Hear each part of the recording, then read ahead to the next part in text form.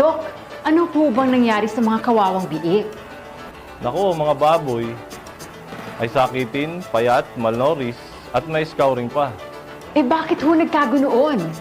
Dahilan sa ordinary fresh starter, ang pakaing ginamit nila, lahat ng mga biik ay lumaking payat at sakitin. Kapansin-pansin ang masamang pangangatawan ng mga biik na to. Pero Dok, di ba ang ordinary pre-starter ang pinakapopular na piglet feed sa ating bansa?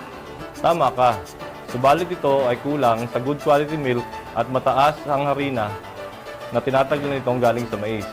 Kung kaya't hindi lubos na ma-digest ng mga biik ang harina at kulang pa sa nutrisyon dahilan sa kakulangan sa milk content nito. Naku, ganun pala yun. Salamat, Dok, ha? Ngayon naman, ating kakausapin si Ginoong Bobsley na mukhang... Ginoong Bobsley, ano ho bang masasabi niyo tungkol sa inyong mga biik? Ang mga biik ko!